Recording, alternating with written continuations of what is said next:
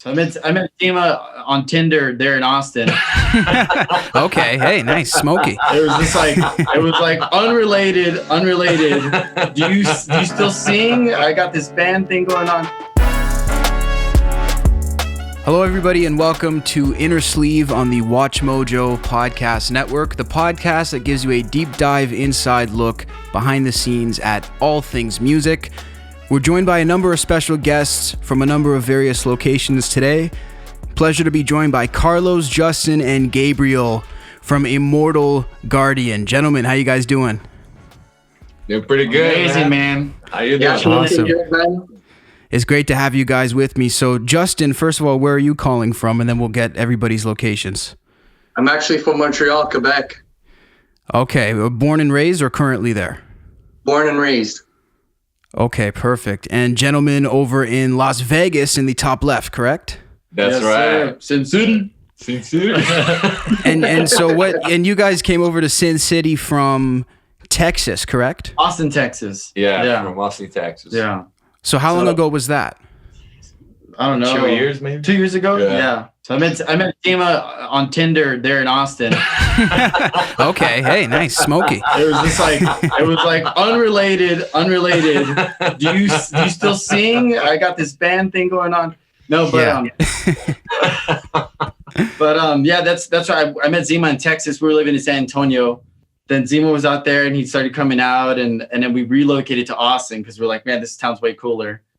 And then just things started changing really fast. The scene was just like, it's just kind of Austin's kind of becoming a whole nother thing. And we're like, let's go west, see what happens. And it's been awesome out here. You know, a lot of great metal from here to LA to Arizona. Like this whole desert scene is just, there's a lot of good metal scene out here. So it's pretty cool.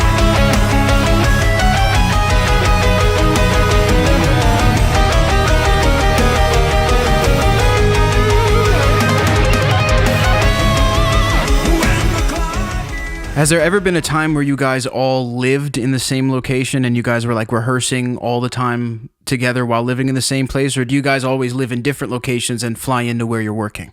No, we used to all live together. Yeah, we did for a while in Texas, for a few years, actually. Yeah. The Texas lineup was all in one house, right? Yeah. We've been jamming together for the last 9 years.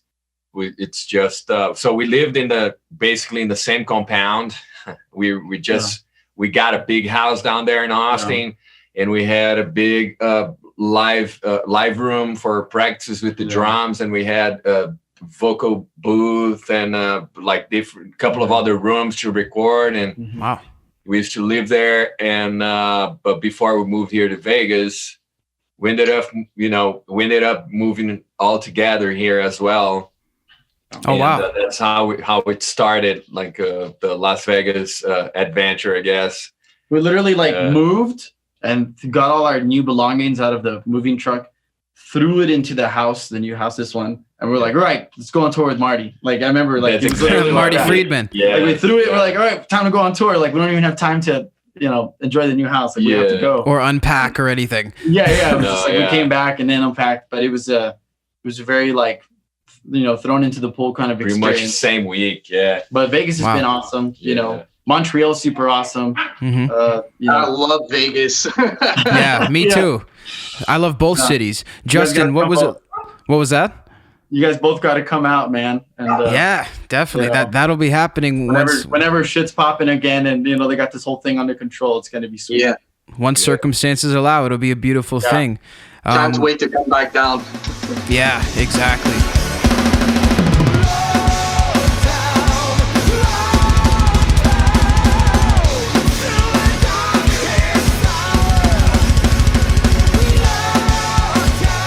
So for you, Justin, what was it like being in the band house? Basically a house designed for recording and creating music. Was that a situation that you'd been in similarly before, or was this brand new?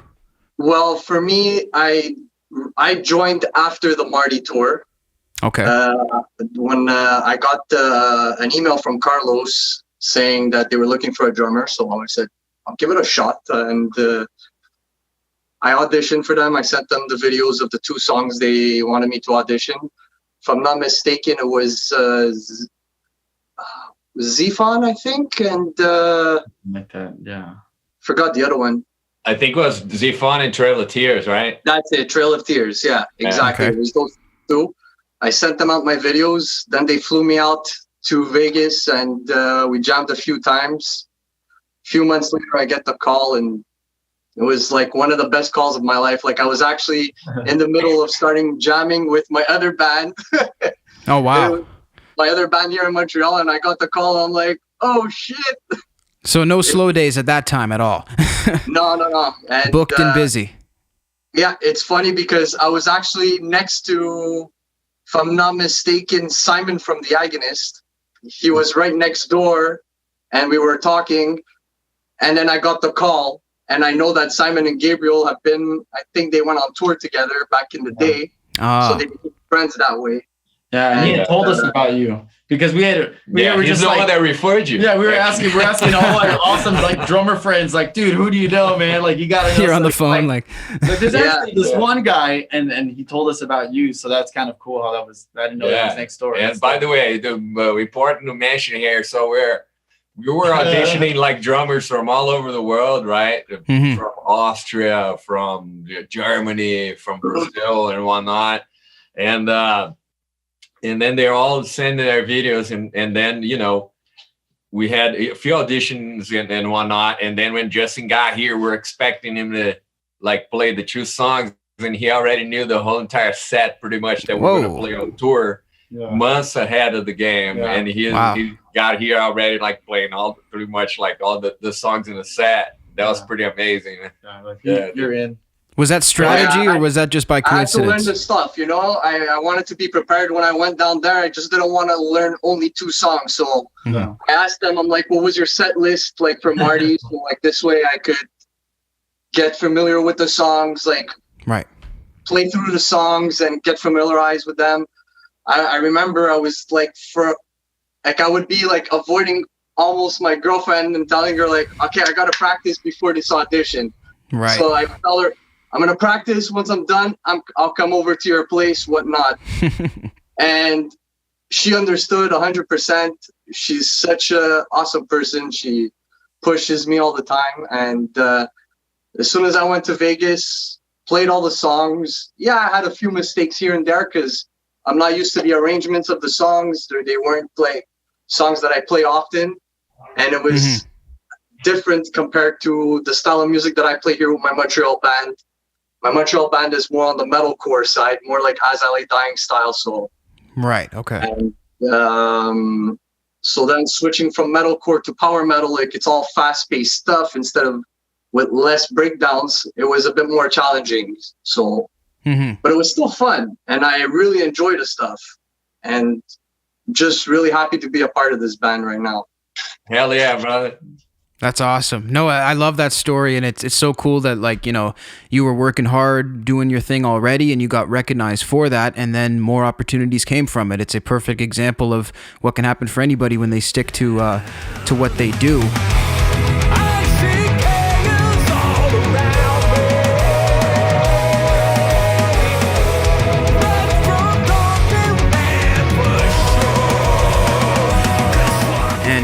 It's just fascinating to think about all of you guys and the different stories that you have. You guys all have such interesting sort of things about you. So I figured I'd sort of go around and unpack some of them. Carlos, you have been brought back from the dead. This is what I've heard. Tell me what that means, because I'm looking at you. Can you tell me what happened with that? It's not a hologram, Carlos. I get ghosty sometimes, but it's yeah. So wait, this isn't him at all. Okay, you guys punked me. I get it. Okay. So what's the story with that? Well, few years back, I had a really gnarly car accident, and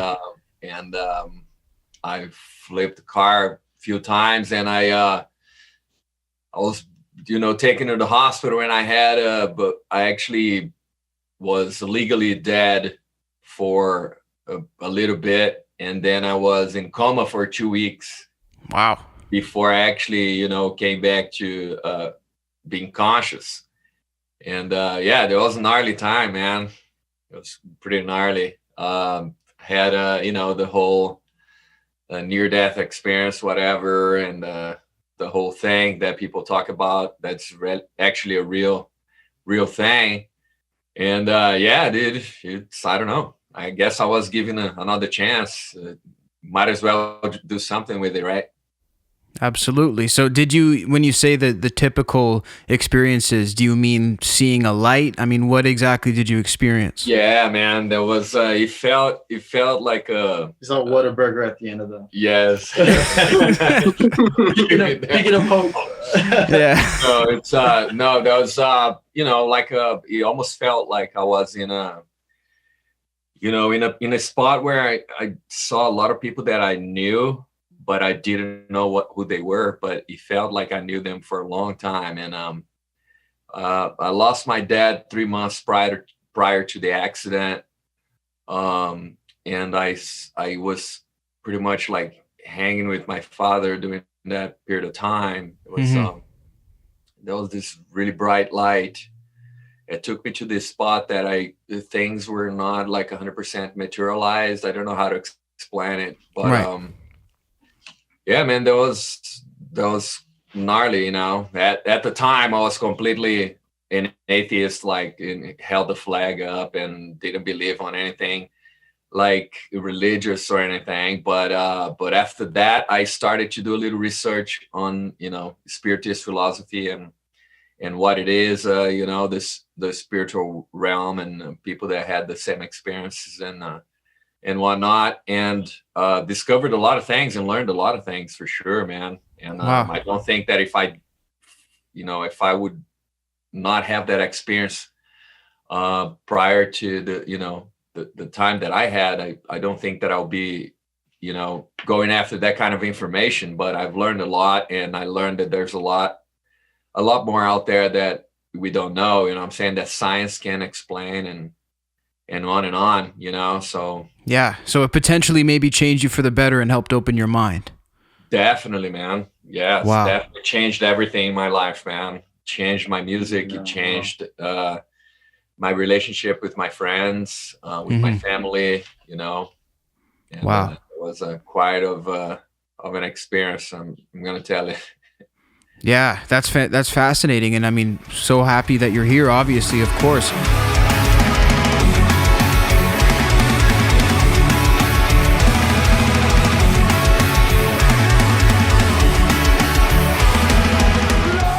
And we're joined now by another member of the group. We have now completed the group, so we're joined by the whole band on the podcast. Joshua Lopez, bassist, now on the show. How you doing? Doing good. Feeling good. Very good. So we were just going around and talking about sort of the interesting twists and turns in each one of you guys' lives, because you guys have such fascinating stories individually as well as collectively. And you are actually a studio engineer that is really well versed in actually engineering as well as playing the bass. Is that right? Yes, I'm the engineer for Immortal Guardian. I run a full-time studio, Widowmaker Studios, and mainly known for playing guitar, but I have joined Immortal Guardian as their bassist. Is it challenging to go back and forth, or is that something that's just second nature to you as a pro in this? It's second nature. I actually grew up playing multiple instruments, guitar, bass, and drums. So like I enjoy bass separately because I feel like the techniques you use on guitar are not the same techniques you use on bass. Right. So luckily I've had some background. I was actually playing bass in a new metal band prior to Immortal Guardian. So it wasn't like something that was exactly new. What was new was trying to keep up with the shreddiness of Immortal Guardian. I was used to playing like real simple bass, and now they've really made me step it up and get better at my craft as far as bass is concerned. So how long have you been in the group exactly? Me and Gabe and Immortal Guardian have been working on for about 3 years now, since the last album. I joined Immortal Guardian back in January, I believe. Yeah, Okay. NAMM 2019. NAMM. Nice. I mean, NAMM Nice. 2020. 2020, yeah. Feels like 2019. So it's been a year. Yeah. Yeah. 1 year. But it was so natural. You know, me and Gabe and the guys had been working really close together with the music and stuff. He really let me like into his world of Immortal Guardian. He trusted, you know, my input and everything that I had to offer. And when it happened, it just happened, and it was so natural. It already felt like I was one of the members before I was even one of the members. Yeah. So it was just a natural fit. Oh, Yeah, sure. super. Yeah. That's awesome. No, and it's good when you can find that chemistry. I think, like, you know, and correct me if I'm wrong, but if you're trying to make it work or trying to force that energy, I don't think you're going to have much luck. Yeah, that happens. You know, I'm a little bit of a band whore. I've gone in and out of a lot of Tell me what bands. that means. It's somebody who can't say no to everybody who says to join his band, pretty much. Right. So you have a few, sometimes you had a few bands going and, you know, 2-week bands. Yeah. So I'm the opposite. You gotta put a ring on me before. Yeah. You're a band husband here. Come on. You better give me so much in order for me to join your band. Like, you know, loyal. I need loyalty from my band. This is how it needs to be. Oh my gosh. But the way that Josh actually joined was a very interesting story. Do you want to tell the story, Josh? I don't want to like. I do because it's very awesome. Yeah, it was really cool. Basically, Let's hear it. You know, me and the guys traveled to NAMM together. Actually, Gabe brought me out to NAMM. When we first got together, he said, "You need to go to NAMM." I was fortunate enough that he paid for everything, my stay, my airplane, everything. And it opened my world up. It really opened my world up. And we had been like NAMM buddies since. This was our 3rd year going to NAMM together. And we always stick together as a crew, you know, who's doing like playthroughs at what booth. I'll go see Gabe. He started to come see my playthroughs. You know, I play for Legator Guitars. And something happened that they needed to do an impromptu little show, 2 songs at a booth at Ultimate In-Ears. And they needed a bassist. And luckily, I mean, I've mowed over these songs over and over again as the producer, the breakdowns and all that stuff. They're second nature. Like, they're so ingrained into me that I quickly ran to Legator. They were awesome enough to loan me a bass. They were like, Nice. Here, take it, go right now. Me and Gabe went behind the little stage that Ultimate In-Ears had, and he was showing me, you know, okay, here's the chord structures for these 2 parts. I know like the song structures and the breakdowns and stuff, but I just needed a real quick, like, you know, refresher on that. And I was actually like, because NAMM is so huge, it took me like 5-10 minutes to walk to Legator. I was there with my headphones, just like listening to both tracks, like, okay, refresh, go. Just on replay. Yeah. And then it happened, you know, they were like, okay, here you go. Here's your in-ears, plug in here and play your songs. And we did it. And that's on video. We got like 3 different camera angles of that. And that was amazing. It was just sick. like, wow, like I am playing with Immortal Guardian. Mind you, I had seen these guys at local shows when I was in high school. And I don't know. I just always thought they were like next level. And for some reason I was like, I wish I could be a part of something like that. Fast forward now, that moment of playing with them, it was just so surreal. Like, of course, what is going on? Like, here I am playing with one of my favorite prog bands, and the rest was just history. And the later that night, we had to do a video. They needed the basis for the video too. So, you know, Legator was came in super clutch. He had already left the convention. We're like, he lives like an hour away. He was pulling into his driveway, and I was like, hey, I need a bass. They're gonna make me play with this brand if we don't get a bass out here. And he was like, oh man. So he's like, but I don't want you to use that brand. So he drove all the way back to the convention center, went through everything, got the bass out, came back to the spot we were recording at his studio.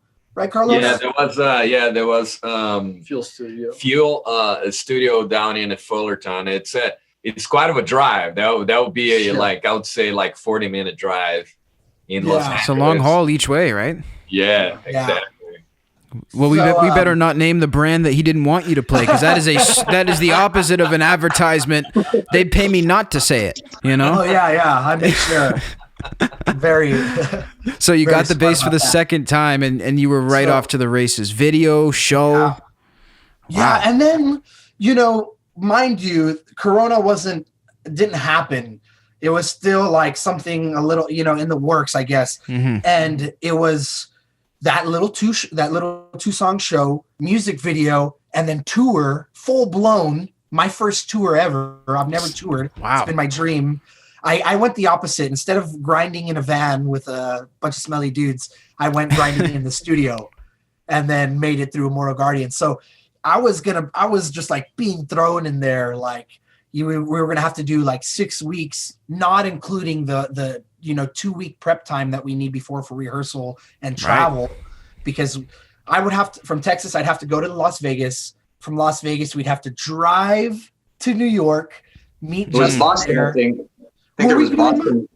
Yeah, we were doing. Boston. Oh yeah, Boston, right? We were going to do rehearsals for a week, and then make our first. It's still far. So it was just like, I was. It was so much happening that like I was kind of a little freaking out, you know, like low-key freaking out, just like how do I deal with all this? But you know, sometimes that's just the best way. And luckily we can prep for the tour now. It's given me a chance to solidify my role in Immortal Guardian and show everybody what I have to offer to the band.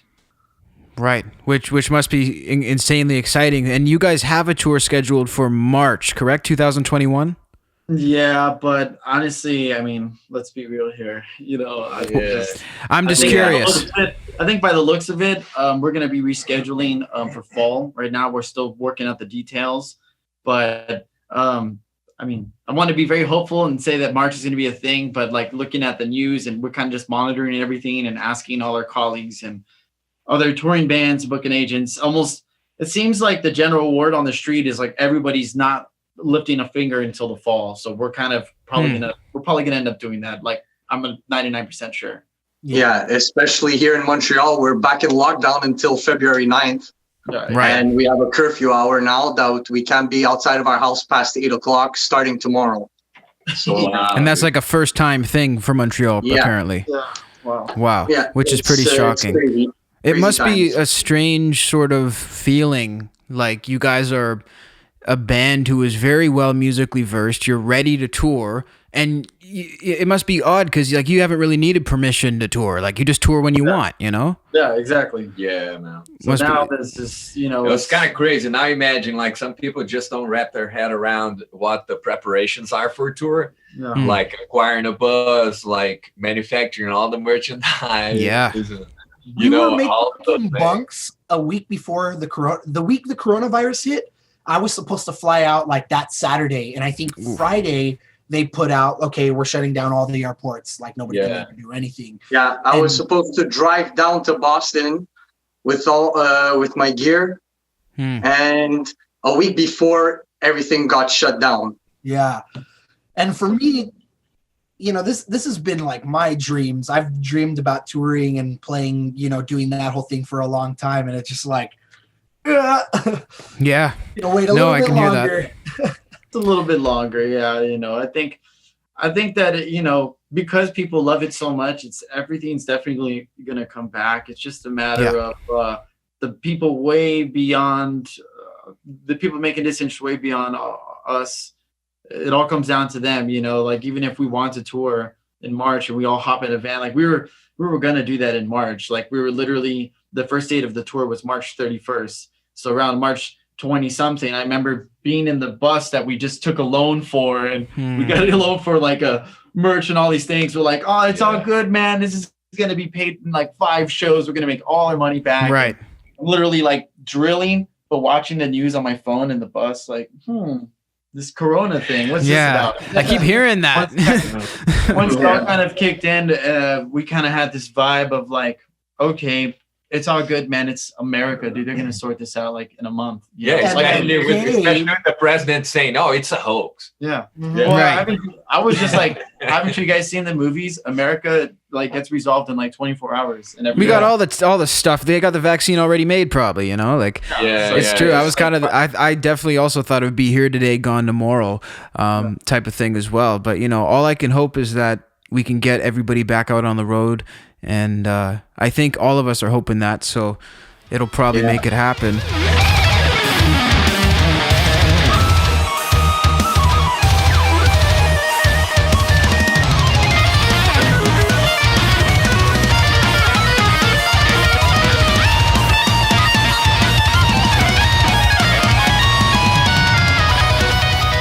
Gabriel, I wanted to ask you about your style when it comes to playing guitar and the keyboard at the same time. When did that start? Like, do you just, you know, like most kids are learning Smoke on the Water. At what point are you shredding and then playing keyboard? Oh man, I mean, like you know, right? Like, how does that start? you know, like honestly, it all kind of started just kind of fiddling around, just playing with myself. But I was like, I think from what I recall, I was like maybe 16 or something like that, and there was like a talent show or something, and I remember wanting to do the guitar keyboard thing with the intention of being funny, like, oh, I'm gonna do this thing, and people were going to be like, oh, it's so cheesy and funny, like playing the double, and I guess to some people, you know, it was funny because it was like the Final Countdown or something, like right, or it was like Jump, or I don't even remember the melody. But I remember like a lot of my friends, no one was laughing. Everyone was like, dude, that's super cool, man. Like, I was like, what, you think this is cool? Like, yeah, you should do it at your shows. So I started kind of like incorporating it into like all the local bands I played growing up. And then when we created Immortal Guardian, like in high school, you know, I remember I started doing it. And then on one of our very first little tours, I was just being lazy and I didn't want to bringing two instruments sucks. It's like double the work, double the setup, double the practice. So I was like, I'm gonna play guitar. And then YouTube was out at the time. So I remember like I already had guitar keyboard videos and so many people were like, dude, like want to see the thing. Like, you know, I was like, oh.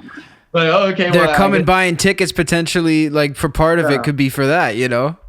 So like, I remember like mid-tour I borrowed someone's like keyboard or something. I forgot what happened, but it was like that sign that was like, okay, I gotta do this, you know? Yeah. And like practice it and like get good at it and like really put some heart into it. And then it just became such a staple in like my musical life that like literally every single person that's like hired me to do stuff, it's usually like both, you know, like they always like, I don't remember the last time I did a tour or filled in or helped someone out just playing guitar or just playing keyboards. It's like, it feels weird. It feels like I'm wearing one shoe whenever I don't play the other. Cause at this point I've been doing it for so darn long that it's like 12 years, 13 years of not guitar, just the same time stuff. So, wow, that's like, insane. So it's like an instrument of his own almost. Yeah, exactly. So it's just like, cause there's a lot of stuff I can do on guitar that I can't do on keyboards and vice versa. So to me, it's almost like I cut my vocabulary in half when I'm only playing one. Because there's so many cool things that I know on the other one, you know. Wow, that's fascinating. And to think that it started as a joke, sort of, and then it became one of your signature moves. That's insane too. It was just like a little something messing around, you know. Like I did not have the intentions of like, I'm gonna do this insane epic shred, like, you know, not that at all. Now that's what the YouTube video ideas are like. It's gonna be insane, you know. But let's top ourselves, you know. That was not the case at all. I was just kind of like just having fun, really, and then I love that. Turned into this thing. So to wrap it up, you know, because you guys have such musical knowledge, you know, I wanted to know who each one of you guys thinks is the number one most iconic, or maybe even your favorite metal group of all time. Whoever goes first. We'll let the others think about it. So, because it may not be an easy one, you know. But for me personally, I'm going to say my favorite group is Black Sabbath. I think they're the best. That's cool. Nice. That's a hard one, man. Yeah, it's tough, hey? Yeah. To me, every band is just like a food or like a certain flavor. It's like Right. you could say pizza's your favorite, but really, like, could you eat pizza every day of your life and be team pizza forever? Like, eventually you're like, okay, you know. So Probably for me, not. on most days, if you were to ask me since childhood to now, like, I really enjoy Iron Maiden because as a band, I feel like consistently they've always put out kick-ass music. They have a really cool theme. They never, like, in my opinion, they never really like get cheesy or dumb or corny. Like, it's just so good every time. It's just like producing album after album. They have just good work. They're good people, you know, they're nice guys and everything. So that, like, that's even cooler. And there's just so much about them to me that it makes me kind of put them on the role model category of like, that's what we're trying to do here, you know, like, and you're not just playing metal, you're like inspiring people in so many different ways when you do it like Iron Maiden, you know, so.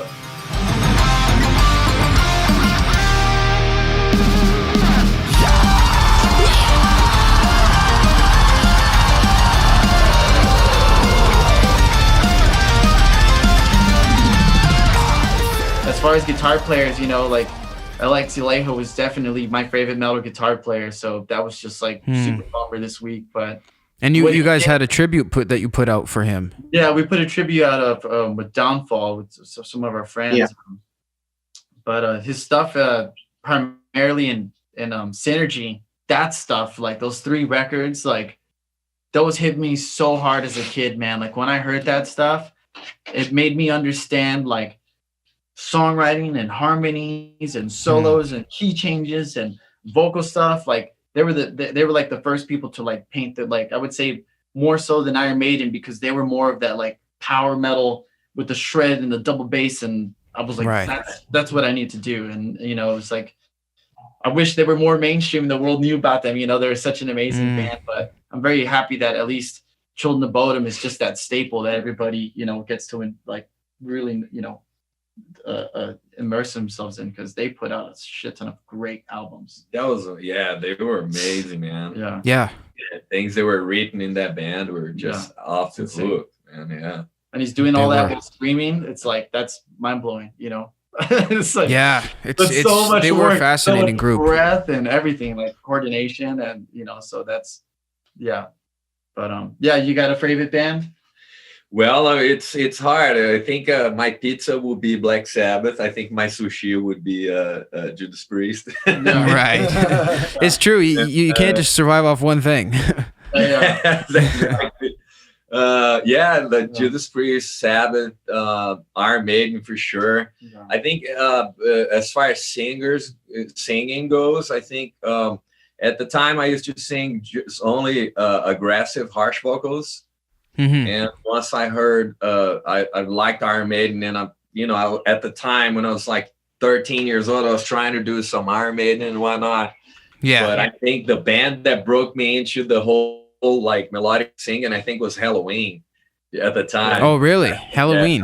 Halloween was just a big influence. Nice. At the time, that makes sense. Yeah, there was a local band in my town called Mandatory Suicide. Which was also a big influence. Mandatory Suicide. Yeah. So metal Brazilian name. I think that they're Priest, Maiden, and Halloween were my top one. But then it came Dream Theater, you know, and a bunch of other bands. But I think we'll have to make a super group for you. That'll be your favorite group, just a member of each. Exactly. That'll totally do that. Yeah, I think that's what we all need, though, at the end of the day, because, you know, it does. I've been in situations where I've listened to a specific band for so long, and, you know, like Gabriel said, you get to the point where how many times can you hear the same thing over and over, you know? Yeah. Justin, do you have anybody who takes the crown? So, I've had. Yeah, it's like Gabriel and Carlos said, it is hard to say which is your favorite band, but I grew up to listening to a lot of Rush and Phil Collins, Genesis. My dad was a huge rock fan, and I've always loved double bass kits ever since watching Neil Peart all the time. Yeah. Then I fell into the heavier stuff, like I stumbled upon Korn and Slipknot. Them, I used to really dig it. Like Korn, like the dirty and rawness and the crazy vocals Jonathan Davis did, and the drumming style was insane. And then I fell to Slipknot with like fast double kicks and like screaming, which just led me to like love metal so much because there's so much you could do, and it was just so inspiring.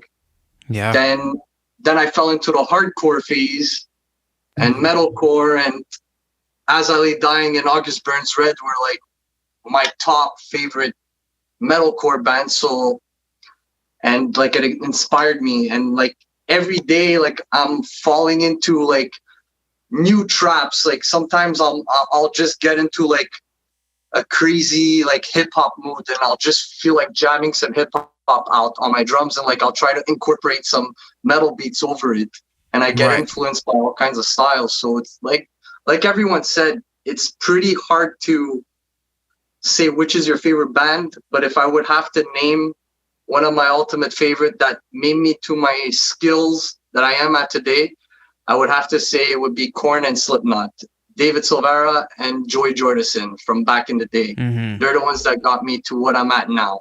And also, of course, Neil Peart. Like, there's so no rest in peace, co-headline tour. Yeah. It's perfect. Joshua?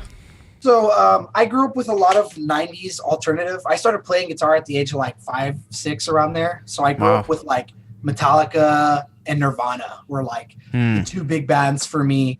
And then everything else behind it. Usually nowadays, it's like Dave Matthews and Incubus. Okay. As I look, this new Spirit Box is really good, and Ginger too. I really like those. But if I were to put it onto one metal band, it'd probably be Lamb of God. I think they made the biggest like ruckus, like especially in my high school time. Like they were just, it was Chris Adler. As much as I was a guitar player, you know, I grew up playing drums and bass too. But Chris Adler always, he's so crazy. Oh man, like I would watch his yeah. He's a great drummer. Yeah, and he's what, like, I don't know. I always thought like they wrote really tasty jams, and Sacrament was like top to bottom great for me. Yeah. So I think I really like them. I would put them as my top metal band. That's a good choice. Immortal Guardian. Yeah, Immortal Guardian. Number one. I'm definitely not kissing first, up at all. Yeah, no, that's true. You were a fan first, and I love that story. And on Watch Mojo on the Core channel on YouTube, Black Sabbath was listed as number 1. Number 2 was Iron Maiden, and number 3 was Metallica. Of course, people can get more of those top 10 lists on YouTube at Watch Mojo. And gentlemen, I want to thank you all so much for taking the time. This has been a really cool chat, and I'm really glad we got to get all of you guys on. And I wanted to remind everybody to pre-order the new record, Psychosomatic, at you guys' website. When's the record coming out? February 12th, I think. Very cool. It's on the way. So any hints on what fans can expect from this record? I wrote a song. It's going to be fun. Hey, there you go. I got to write a song on the album, which is like my favorite part. Very cool. It's a lot of fun, man. You know, it's going to be, you know, just expect, you know, Immortal Guardian with the twist. Like if you lived during the pandemic, you'll feel it while you're listening to the record. So it all reflects everything that happened pretty much during 2020. So not only lyrically, but in the notes and the structures, like. And sure, like Gabe is a big mode guy, Mr. Mode. So everything makes you feel the way you need to feel in every song. I love that. Well, we're really excited to hear it, and thank you guys so much again. Thank you, man. Thank you. Thank you. Thanks.